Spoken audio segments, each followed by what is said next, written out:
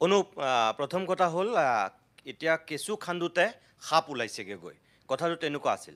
প্ৰথম আছিল ৰাজ সাহায্য পোৱাক লৈ জয়ন্ত মল্ল বৰুৱাই প্ৰথম পত্নীয়ে যেতিয়া তেওঁ ৰাজ সাহায্য পাইছিল সেইটোক লৈ গোটেই আমি বাতৰি কৰিছিলোঁ আৰু তাৰপিছত তেওঁৱেই সেই ৰাজ সাহায্য লাভ কৰি কেনেকৈ তেওঁ দুগ্ধ পাম চলাই আছিল, কেনেকৈ তাত গীৰ গাই আছিল, সেই কথাটো প্ৰথম তেওঁৱে ৰাজহুৱা কৰিছিল।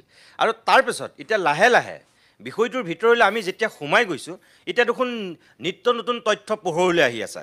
মই প্ৰতিদিন টাইমৰ দৰ্শকসকলক এটা কথা ক'ব বিচাৰোঁ, যিটো RTI তথ্যৰ কথা তুমি ক'লা, তাৰ বাহিৰেও দুটা তথ্য গৰুখুটি প্ৰকল্পৰ ফালৰ পৰা দিয়া হৈছে। আৰু কালি যিটো মন্ত্ৰী জয়ন্ত মল্ল বৰুৱাই নিজে ডুবাৰ কাৰণে লগতে বাকী সকলোকো ডুবাই পেলাই তেওঁ যি ৰাজহুৱা কৰিছে, যে তেওঁৱে অকল নহয়, স্বয়ং বিজেপিৰ ৰাজ্যিক সভাপতিয়ে দুটা গীৰ গাই লৈছিল, তাৰপিছত জোনাই বিধায়ক ভুৱন পেগুৱে 10জনী গীৰ গাই লৈছিল, গহপুৰৰ বিধায়ক উৎপল বৰাই 4জনী গীৰ গাই লৈছিল, কমলপুৰৰ বিধায়ক দিগন্ত কলিতাই 2জনী গীৰ গাই লৈছিল আৰু তেওঁ জয়ন্ত মল্ল বৰুৱাৰ ফাৰ্মে 20জনী গীৰ গাই লোৱা বুলি কৈছিল। ইয়াত 5জন জনপ্ৰতিনিধি আছে, তালিকাখনত 9জনৰ নাম আছে, এজনৰ নাম দুবাৰ আছে, বাবুল নাথ। এতিয়া কথা হ'ল যে RTI তথ্যটো তেওঁলোকে কৈছে যে জনপ্ৰতিনিধিক দিয়া হৈছিল, কালি স্বয়ং মন্ত্ৰীয়ে কৈছে যে আমি জনপ্ৰতিনিধিয়ে ময়ে নহয় এনেকৈ লোৱা হৈছিল।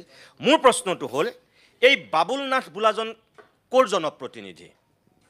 তেওঁৰ 20জনী আৰু 10জনী 30জনী গাই তেওঁ লৈছে।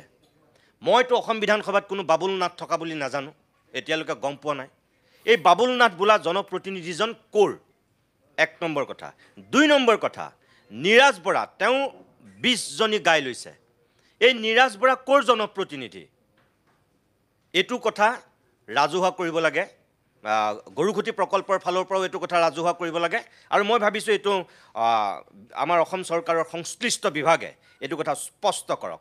ভাইচ চেয়াৰমেন GMDয়ে, মই জনামতে ভাইচ চেয়াৰমেন GMDয়ে মুকুতা ডেকাই 2গৰাকী গীৰ গাই লৈছে। মুকুতা ডেকা ক'ৰ জনপ্ৰতিনিধি? এই যে বাবুল নাথ, নিৰাজ বৰা আৰু GMDৰ চেয়াৰমেন বুলি ইয়াত লিখি থৈছে,